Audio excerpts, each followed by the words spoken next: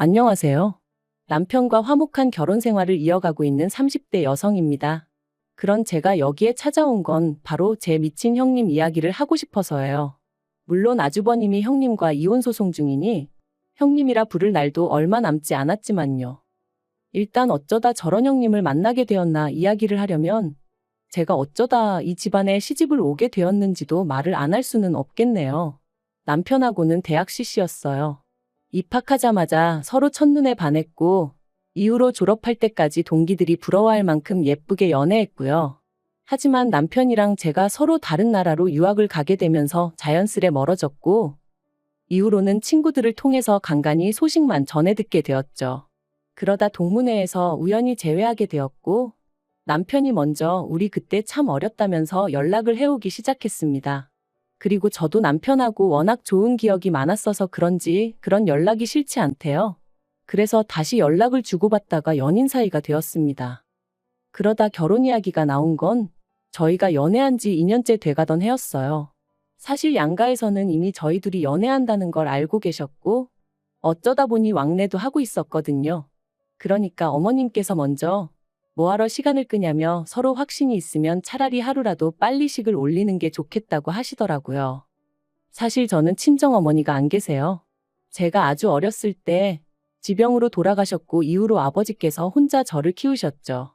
다만 아버지가 사업을 하시다 보니 저랑 많은 시간을 같이 보내주시지는 못하셨어요. 그래서 금전적으로 어려움은 없었지만 마음 한구석에 늘 외로움이랄까 그리움이랄까 그런 결핍이 있었네요. 그리고 이런 부분을 제 남편도 그렇고 시부모님께서도 알고 계셨거든요. 그래서 어머님이 저한테 마음을 많이 써주셨던 거고요. 그리고 이건 여담이지만 아버지의 사업체는 제가 물려받기로 되어 있습니다. 그래서 몇몇 친구들은 저희 어머님이 그런 것 때문에 잘해주시는 거 아니냐는 걱정도 해주더라고요. 하지만 결론부터 말하자면 저희 어머님은 결혼 전보다 결혼 후에 저에게 더 잘해주셨어요. 이제 진짜 당신 딸이나 다름이 없다 하시면서 말이죠. 그런데 이런 제 결혼 생활에 먹구름이 드리워진 건 어이없게도 아주버님이 결혼을 하면서였어요. 정말이지 어디서부터 어떻게 이야기를 해야 하나 싶은데 일단 저희 아주버님은 성격이 좋게 말하면 유하고 안 좋게 말하면 물러터졌거든요. 하지만 아주버님 성격이 그런 걸 제가 뭐라고 할 건 아니었으니까 그저 옆에서 지켜보고 들려오는 이야기 들으면서 혀를 차는 정도였죠. 아무튼 그런 아주버님께서 결혼하겠다며 여자를 집에 데리고 왔다대요. 문제는 그 결혼 상대가 아주버님보다 나이도 6살이나 많고 직업도 변변찮았다는 거지만요. 아무리 사랑하는데 국경이 없고 직업에 귀천이 없다지만 저희 시부모님의 반대는 거셌습니다. 그 여자랑 결혼할 거면 연 끊자는 얘기까지 나왔거든요. 그리고 저희 아주버님 성격은 그런 두 분에 맞설 만큼 강단 있는 사람이 아니었어요. 결국 시부모님의 반대를 이겨내지 못하고 그 여자한테 헤어지자고 했다더라고요. 하지만 두 사람이 헤어지고 그렇게 상황이 마무리되었다고 생각했을 무렵이었습니다. 그 여자가 저희 시댁에 직접 찾아왔네요. 보기에도 불러온 배를 감싸 안고 말이죠. 이 일로 정말 시댁은 쑥대밭이 되었습니다. 시부모님께서는 원래도 마음에 안 들었는데 임신까지 했다는 사실에 아연실색하셨고 아주버님은 그럼 어떡하냐 그래도 내 핏줄은 내가 책임져야 되지 않겠냐 불쌍한 여자다 그러고 있고 저희 남편이 자기 형이지만 정말 미친 것 같다며 아주 절레절레 난색을 표하더라니까요. 하지만 이때도 저는 당연히 아무런 말도 하지 않았습니다. 의견이 없어서가 아니라 말 그대로 제가 나설 자리가 아니었으니까요. 그리고 결국 역시나 자식 이기는 부모 없다고 시부모님은 두 사람의 결혼을 허락하셨습니다. 사실 더는 반대를 하실 수가 없는 상황이었죠. 다만 시부모님이 지들 멋대로 하는 결혼인 만큼 아무것도 못 해준다 하시더니 정말로 아무것도 안 해주시더라고요. 그리고 이 일로 아주버님하고 형님이 크게 다퉜다고 들었어요. 물론 저나 저희 남편이 나설 자리는 아니라서 그냥 어렵네 하고 말았지만요.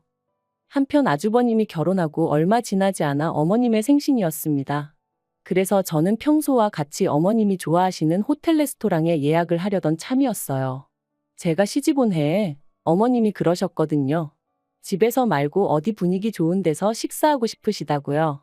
그리고 사실 어머님 성격이 집에 손님 오고 그러는 걸 안 좋아하세요. 그리고 그 손님에는 아들 며느리도 포함이었습니다.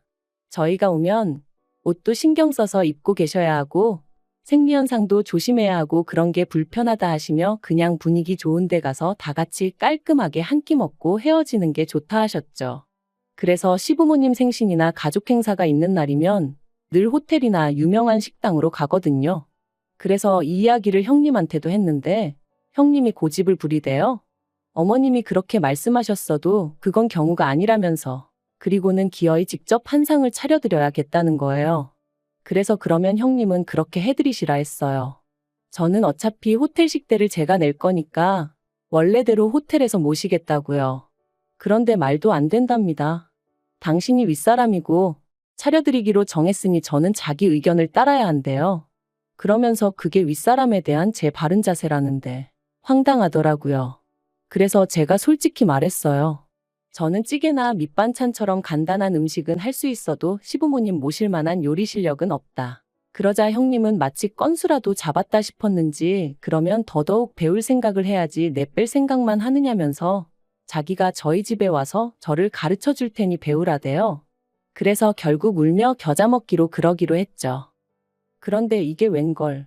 막상 저희 집에 와서는 형님이 이 집은 누가 해줬냐, 이 살림은 누가 해줬냐. 솔직히 지나치다 싶을 만큼 사적인 것들을 물어보는 거예요. 그리고 저는 딱히 숨길 일이라곤 생각을 못하고 사실 그대로 이야기를 했죠. 참고로 집은 양가에서 반반 부담해서 사주시기도 했고요. 그런데 반반이란 단어는 형님 귀에는 들리지가 않은 건지 해놓고 사는 게 이렇게 다를 수가 있냐며 불편한 티를 내대요. 괜한 소리를 했나 싶은 게 얼마나 찜찜했는지 몰라요. 그뿐만이 아니었습니다. 굳이 음식을 가르쳐주겠다고 없는 시간까지 비워놓게 만들더니 정작 가르쳐주고 간 건 하나도 없었어요. 그래놓고는 인터넷에 보면 다 잘 나와 있으니까 어머님 생신 당일날 저더러 갈비찜에 잡채에 이것저것 해오라나요? 그런데 거기서 끝이 아니라 시댁으로 바로 가면 안 되고 자기가 먼저 한번 확인을 해봐야 한답니다. 어머님 상에 올릴 만한 건지 아닌지 검사를 해야겠다나요? 그래서 결국 제가 고민 끝에 어머님께 전화를 드렸어요. 그리고는 형님이 어머님 댁에서 생신을 축하드리자고 하는데 어머님은 알고 계신지 물었죠. 그리고는 제가 너무 요리도 못하고 하는데 형님이 이것저것 해오라고 하셔서 걱정이란 얘기도 했어요. 그랬더니 어머님께서 대번에 왜 당신 의견도 묻지 않고 그런 계획을 세우느냐며 싫다고 하시대요. 그리고는 전처럼 호텔에서 먹자셔서 결국 그러기로 했어요. 그리고 어머님 생신 당일 결국 전과 마찬가지로 호텔 레스토랑에서 모였습니다. 모두가 화기애애한 분위기 속에 형님만 안색이 좋지 않았죠. 그리고 그런 모습을 보고 있자니 솔직히 좀 찜찜하긴 했어요. 하지만 제가 형님 기분을 맞춰줘야 하는 건 아니잖아요. 아무튼 식사를 마치고 디저트를 기다리면서 어머님한테 생신 축하드린다는 인사와 함께 준비했던 선물을 드렸습니다. 어머님이 예전에 제 핸드백 보고 너무 예쁘다고 하셨던 게 기억이 나서 같은 브랜드에서 좀 더 어른들이 편하게 드실 수 있는 걸로 샀거든요. 명품이니까 조금 비쌌고요. 하지만 제 기준에 무리 없는 선이었고 제가 해드리고 싶어서 산 거였으니 크게 문제될 건 없었어요. 무엇보다 어머님이 제 선물을 꺼내보시고는 너무 좋아하셔서 그것만으로도 소위 돈 쓴 보람이 있다 싶었죠. 그런데 그때 형님이 저더러 잠깐 나와보라는 거예요. 이 분위기, 이 타이밍에 싶었지만 당장 제가 안 간다고 하면 분위기가 더 안 좋아질 것 같아서 양해를 구하고 형님을 따라 나갔습니다. 형님이 저를 화장실로 데리고 가서는 지금 뭐 하자는 거냐고 따지더군요. 그래서 제가 뭐가 문제냐니까 자기가 그때 분명히 선물은 20만 원 안에서 살 거라고 했던 거 기억 안 나냐는 거예요. 그래서 기억하고 있다고. 하지만 그건 형님이 그러신다는 거였지 저랑은 상관없는 이야기 아니냐 했습니다. 그랬더니 형님이 지금 자기 엿먹이는 거냐면서 자기가 20만 원짜리를 한다고 했으면 저도 그 정도 선으로 맞추는 게 기본 상식 아니냐고. 그런데 보란듯이 비싼 핸드백을 사서 내놓는 거 그거 지금 자기 가지고 노는 거 아니냐대요. 이게 그 말로만 듣던 자격지심인가 싶은 게 황당하기 짝이 없더라고요. 그래서 무슨 오해가 있으신가 본데 저는 형님을 곤란하게 만들 생각은 쥐꼬리만큼도 없었다 했습니다. 하지만 형님은 계속해서 저더러 그 핸드백을 사온 저희가 뭐냐 따지더니 급기야는 동서 혼자 어머님한테 예쁨 받으면 좋냐고 시비를 거는 거예요. 정말이지 말이 통하지 않는다는 게 이런 거구나 싶었죠. 그래서 제가 형님은 형님이 하고 싶은 만큼 하면 되는 거고 나는 내가 하고 싶은 만큼 하는 거라고 그뿐이다 했습니다. 한편 자리로 돌아와 마저 디저트 먹고 그렇게 어머님 생신 축하 자리는 좋게 마무리가 되었어요. 그리고 집으로 돌아오는 길에 남편이 아까 형수랑 무슨 이야기를 그렇게 했냐고 묻더라고요. 그래서 어머님 생신 선물 좋은 거 해드렸다고 욕만 잔뜩 먹었다니까 남편이 어이없단 표정으로 저를 쳐다보더니 너무 신경 쓰지 말라대요. 그래서 신경 안 쓸 거야 했습니다. 솔직히 제가 자기한테 돈을 빌려서 산 것도 아니고 제 돈 주고 제가 좋아서 해드린 건데 왜 욕을 먹었나 싶은 게 생각할수록 열받고 짜증났었거든요.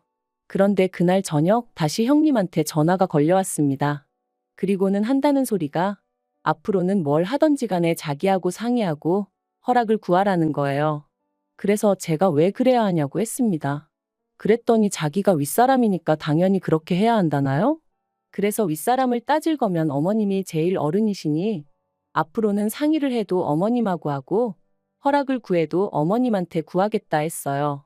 그랬더니 저더러 어머님이 좀 이뻐라 한다고 눈에 뵈는 게 없냐는데 이건 무슨 동네 양아치도 아니고 말본새하고는 정말 수준이 하더라고요. 그래서 말 좀 가려서 하시라고 아무리 형님이라고 해도 지켜야 할 선이 있는 거라고 했죠.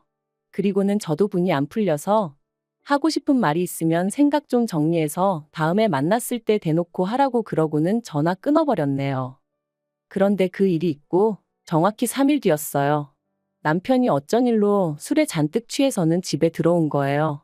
그래서 제가 무슨 일이라도 있었냐니까 너무 속이 상하고 괴로워서 그런다더니 자기가 어머님한테 들은 말이 있는데 물어도 되겠냐대요?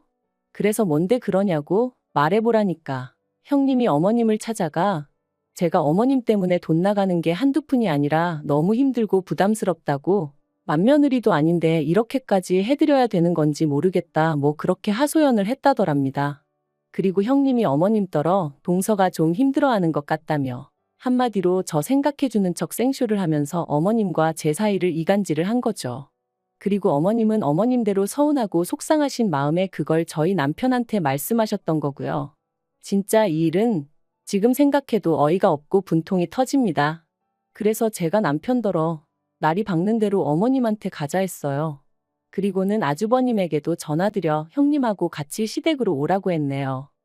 그렇게 이튿날 아침 10시부터 시댁에 온 식구가 모여 앉았는데 형님은 전에 없이 의기양양한 표정이었어요.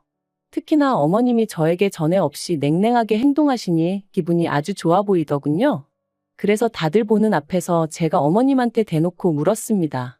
형님이 제가 어머님 때문에 힘들다 그런 소리를 했냐고요. 그랬더니 형님 표정이 순식간에 달라졌어요. 설마 제가 대놓고 어머님한테 그렇게 물을 줄은 몰랐던 모양이대요. 그리고 어머님도 저를 놀란 얼굴로 보시더니 이내 그렇답니다. 그리고 그 소리를 듣고 당신이 얼마나 마음이 아팠는지 모른다고 그간 부담스럽게 하려던 건 아닌데 제가 그렇게 느꼈다니 미안하시다는 거예요. 그래서 제가 엉엉 울어버렸어요. 그리고는 어머님 왜 제 마음을 그렇게 몰라주시냐고 어떻게 저랑 알고 지내신 세월이 있는데 형님 말 몇 마디만 듣고 제 마음을 그렇게 오해하실 수가 있냐고 물었죠. 그랬더니 저희 형님이 저더러 어이없다며 어머님 앞에서 생쇼하지 말랍니다. 그래서 제가 왜 생쇼를 하겠냐고 되물었어요. 그리고는 형님이야말로 어머님하고 가깝게 지내고 싶으면 노력을 하던지 인품을 갖추던지 하지 왜 없는 말을 지어내서 사람 사이를 이간질을 하냐 따졌네요. 막말로 제가 설령 그런 생각을 했다 쳐도 다른 사람도 아니고 형님한테 털어놓을 이유가 있겠냐면서요. 그랬더니 저희 남편도 하긴 그렇다면서 제가 친구가 없는 것도 아닌데 굳이 친하지도 않은 형수한테 왜 하소연을 하겠냐고. 그러자 아주버님도 이번만큼은 점점 상황 파악이 되었는지 형님더러 이게 무슨 소리냐며 따지고 들었습니다. 그러자 그제서야 형님이 왜 다들 자기한테만 뭐라고 하냐 하더니 급기야는 자기가 봐도 안 되겠다 싶었는지 대뜸 어머님이 제일 나쁘다는 거예요. 장남차남이 엄연히 다른데 매번 동서만 예뻐하시지 않으셨냐 그러시는 거 아니라면서 말이죠. 어머님도 어머님대로 황당한 얼굴이셨지만 저도 정말 어이가 없었어요. 솔직히 자기가 이 집에 시집와서 한 게 뭐가 있다고 어머님이 자기랑 나를 똑같이 대해주셔야 된다고 믿고 있는 건지 기도 안 차더라니까요. 그리고 그때 아주버님이 형님 뺨을 때렸습니다. 왜 화목한 집안 분위기를 흐트려 놓느냐면서 말이죠. 그리고 졸지의 분위기는 아주버님과 형님의 부부싸움으로 이어졌어요. 형님은 네가 뭔데 나를 때리냐면서 신고를 한 해 만에 난리가 났고, 조금도 미안해하는 기색 없는 형님한테 아주버님은 네가 그렇게 떳떳하냐 하더니 급기야는 이혼 이야기를 꺼냈습니다. 동시에 내가 지훈이 내 새끼 아닌 거 정말 모를 줄 알았냐면서 말이죠. 이때는 저도 저지만 시부모님 두 분 다 기함을 하셨어요. 그리고는 어쩐지 닮은 구석이 하나도 없더라는 저희 남편 말과 함께 그때부터 정말 쑥대밭이 되어버렸네요. 알고 보니 아주버님은 자기 애가 아닌 줄 알면서도 자기가 책임지기로 마음먹은 이상 어떻게든 가슴속에 품고 살려고 했었답니다. 그런데 형님이 잘 지내는 다른 식구들한테 해코지를 하는 걸 보니 이대로는 안 되겠다 싶으셨다네요. 저도 정말 이런 일을 제가 바로 곁에서 보게 될 줄은 몰랐는데 저희 아주버님만 불쌍하게 된 거죠 뭐. 아무튼 그래서 지금 아주버님네는 이혼 소송 중이고 뭐 그렇습니다. 어떻게 마무리를 해야 할지 모르겠는데 살다 보니 정말 별일이 다 있네요. 참, 그리고 어머님은 저에게 몇 번이나 사과를 하셨어요. 최소한 저한테 사실 확인이라도 먼저 하셨어야 하는데 그때는 왠지 괘씸하기도 하고 민망하기도 하고 그래서 소가리만 하셨다면서.